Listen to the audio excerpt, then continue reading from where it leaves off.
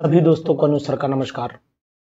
एक क्वेश्चन है कि अगर मैं आपसे ये क्वेश्चन पूछता हूं, जरा ध्यान दीजिए। एक क्वेश्चन पर जो बहुत लोगों को डाउट है, अगर मैं आपसे कहता हूं कि क्वेश्चन सबसे पहला क्या होता है, कंपटीशन में क्वेश्चन के पूछने का व्यू होता है, क्वेश्चन के पूछने का तरीका होता है और वही तरीका कंपटीशन कहलाता है। और अगर आपने जल्दी में क्वेश्चंस को गलत पढ़ा और उसका मीनिंग गलत निकाला और उसके बाद आप एक्स्ट्रा थिंकिंग करेंगे तो फिर 100% क्या होता है, कभी कभी हम अपनी जिद के आगे किसी की नहीं मानते। हमने जो पढ़ा वही सोचा वही समझा, लेकिन क्वेश्चन की ट्यूनिंग क्या कहती है वो मैं आपको दिखाता हूं। एक क्वेश्चन मेरे पास में जो आपको सामने दिख रहा है, वाटर इज। एक क्वेश्चन ये है, जरा क्वेश्चन देखिएगा, आंसर पर मत जाइए और परेशान बिल्कुल नहीं होइए। आपको संतुष्ट करने के बाद ही आगे बढ़ूंगा। वाटर इज एक क्वेश्चन ये है और उसके बाद है वाटर बिहेव एज, एक क्वेश्चन ये है।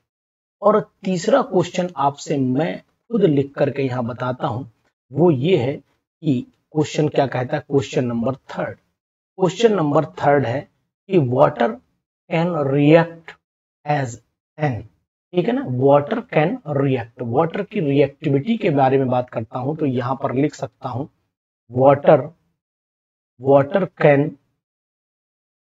कैन रिएक्ट एज एन और ए। नंबर एक ऑप्शन दिया है न्यूक्लियोफाइल, ये न्यूक्लियोफाइल की तरह रिएक्ट कर सकता है। क्वेश्चन को दोबारा पढ़ लीजिएगा फिर आप हमसे डिस्कशन करेंगे। ये इलेक्ट्रोफाइल की तरह रिएक्ट कर सकता है, रिएक्ट कर सकता है। क्वेश्चन पे ध्यान दो, और नहीं अगर आपको याद आ रहा है तो फिर आप जो है अधूरे क्वेश्चन पर दिमाग अपना एक्स्ट्रा बिल्कुल ना लगाएं। न्यूक्लियोफाइल एंड इलेक्ट्रोफाइल, इलेक्ट्रोफाइल और न्यूक्लियोफाइल दोनों मैंने इस ऑप्शन में ले लिए, इलेक्ट्रोफाइल। और तीसरा ऑप्शन मैं यहां पर ले लेता हूं नन, कोई भी ऑप्शन नहीं। तो सबसे पहले मैं क्वेश्चन की ट्यूनिंग की बात कर, पहले मैं आपको बताने की कोशिश करूंगा दो बातें जो बहुत इंपॉर्टेंट है कि वाटर का बिहेवियर क्या।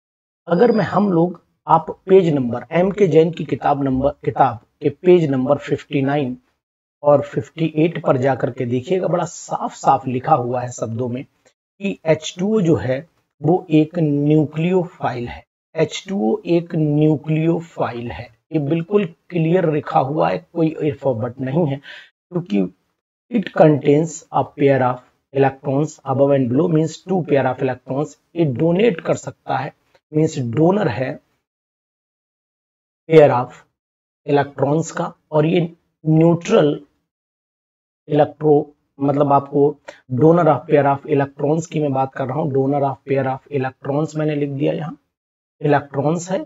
और दूसरी चीज आपको बताएं अब क्वेश्चन की ट्यूनिंग पर। क्वेश्चन कहता है वाटर इज, पानी क्या है। तो पानी तो एक न्यूक्लियोफाइल है। हमारे एक भाई ने हमसे पूछा भी था, सिर्फ इतना ही पूछा, सर वाटर क्या, तो मैंने बताया न्यूक्लियोफाइल है।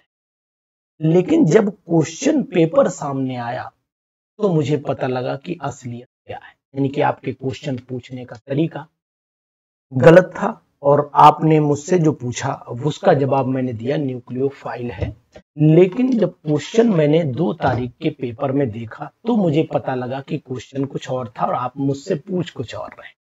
तो अब जानिए, अब इसी पेज नंबर 59 पर लिखा हुआ है कि H2O एग्जिस्ट एज, ध्यान देना, H2O exist as H3O positive, और H3O पॉजिटिव को बताया गया है कि ये एक इलेक्ट्रोफाइल है।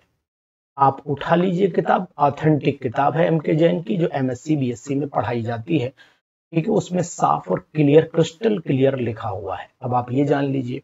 तो अब आया क्वेश्चन वाटर इज, तो हमने आंसर टिक कर दिया कि वाटर न्यूक्लियोफाइल है। क्वेश्चन बिल्कुल राइट है। अभी आपको बताऊंगा क्वेश्चन की ट्यूनिंग कैसे बदलती, क्यों आप लोग आखिरकार इतना पढ़ने के बाद भी सिलेक्शन नहीं होता है। उसका रीजन सिर्फ यही कि आप क्वेश्चन की ट्यूनिंग अपने अकॉर्डिंग करना चाहते हो। जो आप बोल रहे हो वो सब सत्य है, किताबें और साथ में आप ऑथेंटिक व्यू और क्वेश्चन की मीनिंग समझने की अगर कोशिश कर लोगे ना तो बिल्कुल 100% आपको प्रॉब्लम नहीं आएगी। अब क्वेश्चन में ला रहा हूं, दूसरा क्वेश्चन ला रहा हूं, देखिए आपके सामने आप ही की स्क्रीन पर है। वाटर बिहेव एज, ये कैसा बिहेवियर कर सकता है? तो अब ये कंडीशनल हो गया, उसकी कंडीशंस पर डिपेंड करेगा। बहुत ध्यान से कोशिश करिए, उसकी कंडीशंस बता दी गई। आप एक इंसान हैं, ठीक है, लेकिन इंसान के साथ में आप किसी जॉब में है, तो फिर आपके बिहेवियर उसकी सिचुएशन पर डिपेंड करेंगे कि आप आखिरकार हैं कहाँ। अगर आप एक पुलिस विभाग में हैं तो एक इंसान की तरह भी बिहेव करेंगे, और जब अपने कर्तव्य का निर्वाह करना पड़ेगा तो फिर आप एक अधिकारी की तरह भी बिहेव करेंगे। बिल्कुल वाटर की कंडीशन वही है, सिचुएशन बताएगी कि ये क्या है। ये वाटर न्यूक्लियोफाइल तब हो जाता है जब हमने क्वेश्चन पूछा कि वाटर इज, तो न्यूक्लियोफाइल है आगे। लेकिन ये व्यवहार कैसा कर सकता है, तो व्यवहार तो उसकी सिचुएशन पे डिपेंड कर गए। अब आपके मन में आया सर इसके पास तो वेकेंट ऑर्बिटल ही नहीं, तो भाई साहब आप इस बात का विशेष ध्यान दीजिए। वाटर का जब हम लोग ऑटो आयनाइजेशन करते हैं, वाटर का जब हम लोग ऑटो आयनाइजेशन करते हैं,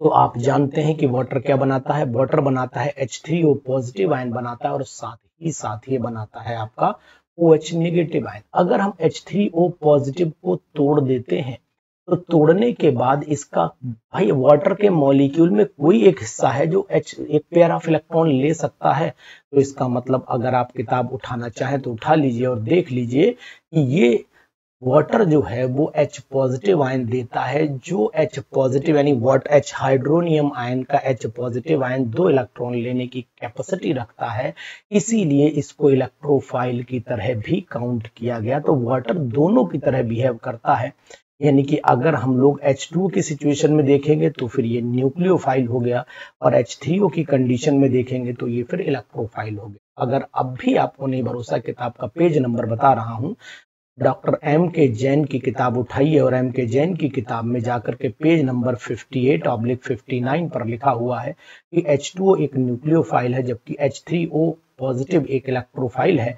और बिहेव, वाटर बिहेव एज की अगर हम बात करेंगे तो ये बिहेवियर दोनों वाटर के ही है, नई चीज नहीं है। पहले हम लोग हाइड्रोनियम, जब पूछा जाता है बेटा भाई साहब आपने हाइड्रोनियम आयन क्यों लिया, तो फिर आप खट से जवाब देते हो कि ये ऐसा ऑटो आयनाइजेशन हुआ। अब आ जाइए, आपका क्वेश्चन क्या आया था वो भी मैं आपको बता दे रहा हूँ। आपका क्वेश्चन ये आया था कि water can react as an, उठाइए पेपर, अगर आपके पास पीडीएफ है तो उठा लीजिए और अभी के अभी निकाल लीजिए। Water can react as an, water कैसे रिएक्ट कर सकता है? वाटर H2O की फॉर्म में। आप नोटिस करिए, आप इस बात को नोटिस करिए, जब आप एल्कीन की आप हाइड्रेशन रिएक्शन पढ़ते हैं तो ये फिर उस समय वाटर सीधा अटैक करता है, और जब वाटर अटैक करता है तो इसका मतलब उसका आपने पढ़ा होगा कि ये 2 लोन पेयर जो ऑक्सीजन के होते हैं ये सीधे अटैक करते हैं और ये OH जुड़ जाता है जाकर के। ये कंडीशन आपने बनाई होगी कि ये जब H3O पॉजिटिव की फॉर्म में वहां पर पहुंच जाता है, यानी कि आप दिखाते हो कि H पॉजिटिव गया, फिर वहां पर इस तरीके से ऐसे करके कंडीशन बनाते हो OH के पास में, है ना, ऐसे करके बॉन्डिंग दिखाते भी हो। आपको याद दिला देता हूँ, ये बॉन्डिंग दिखाते भी हो, 3 हो गए, यहाँ प्लस लगा देते हो, फिर ऐसे करके निकाल भी देते हो इसे। तो इसका मतलब ये, वो अल्कोहल से, जब आप अल्कोहल से एल्कीन बनाते हो तो उस कंडीशन में आपको ये चीज दिखाई देती होगी। तो उस सिचुएशन में क्या है, आप इस सिचुएशन में देखिए, ये उस कंडीशन में अपना पेयर ऑफ इलेक्ट्रॉन लेके जा रहा है, लेकिन है किस फॉर्म में? ये आपको H2O तो दिख रहा है, लेकिन इसके ऊपर पॉजिटिव कंडीशन, तो ये दोनों तरफ से अटैक कर सकता है। कंडीशन है कि जब इसका H पॉजिटिव अटैक करेगा, यानी वाटर का जब H पॉजिटिव अटैक करेगा तो उस कंडीशन में ये इलेक्ट्रोफाइल की तरह बिहेव करेगा, और जब आपका वाटर की तरह फुल वाटर अटैक करेगा तो ये न्यूक्लियोफाइल की तरह। तो अब ये रिएक्शन में पार्टिसिपेट कैसे करता है? तो रिएक्शन में पार्टिसिपेट करने के लिए इसको न्यूक्लियोफाइल और इलेक्ट्रोफाइल दोनों की तरह बिहेव करना ऑब्जर्व किया गया है। तो अगर पूछा जाए कि वाटर क्या है, तो ऑब्वियसली मैं भी यही जवाब दूंगा, न्यूक्लियोफाइल है। लेकिन पूछा जाए ये बिहेव कैसे करता है, तो ये दोनों की तरह बिहेव कर लेता है। जैसे अब आपसे मैं एक सिंपल सी बात ये कर लेता हूं, एसिटिक एसिड एक वीक, पूछा जाए कि एसिटिक एसिड क्या है, तो मैं सिंपल से बताऊंगा it is organic acid, weak है।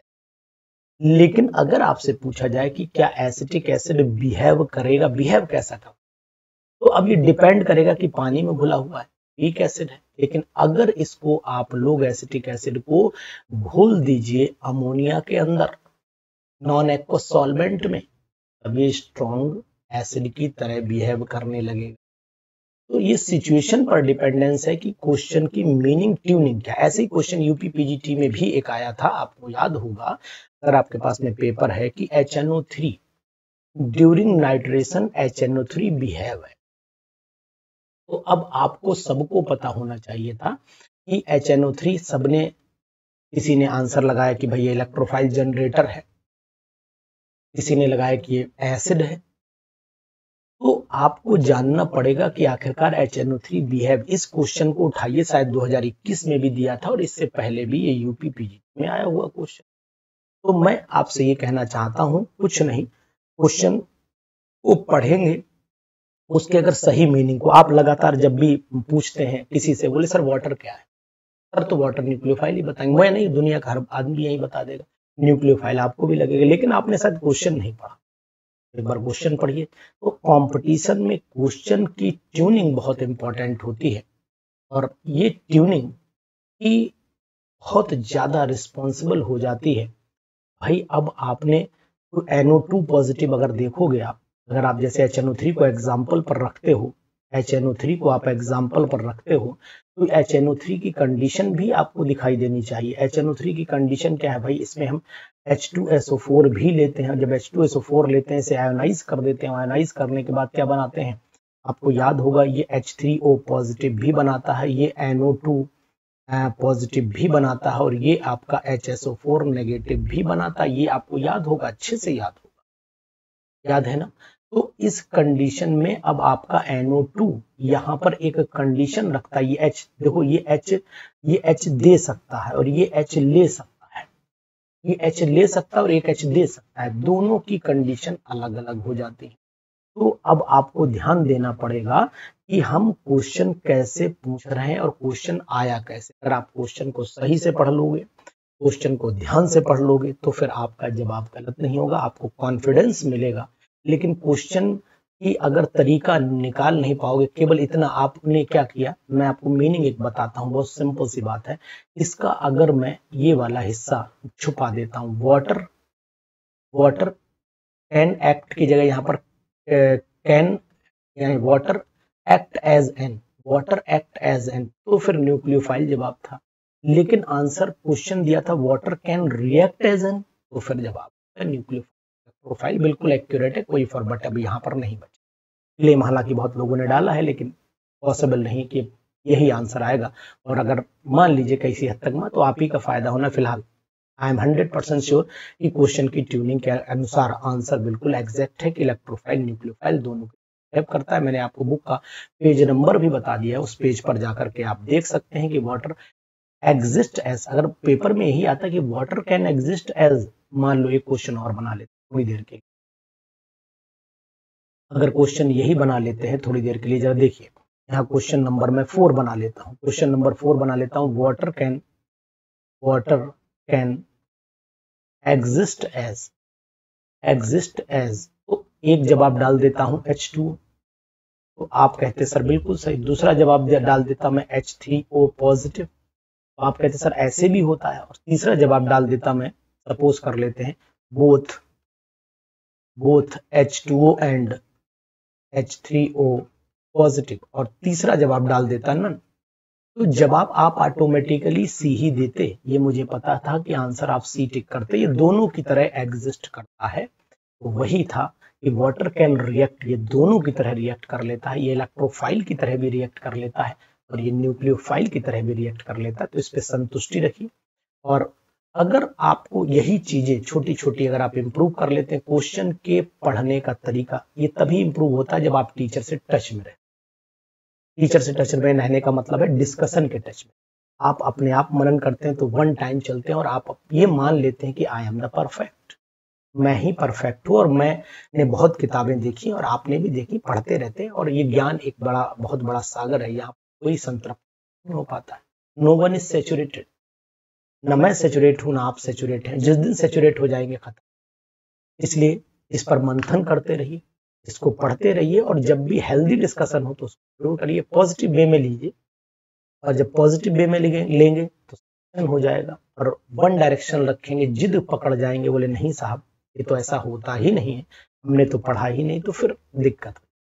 प्लीज इस क्वेश्चन को ध्यान से पढ़िए, उसको सही करिए और पढ़ते रहिए, मेहनत करते रहिए। मैंने आपको ये क्वेश्चन इसलिए बताया क्योंकि मुझे भी जब मुझसे किसी ने पूछा कि वाटर कैसा बिहेव, सर वाटर क्या है, सर वाटर क्या है, मैंने सिंपल न्यूक्लियोफाइल, मैंने भी वही जवाब दिया, आप भी वही जवाब देंगे।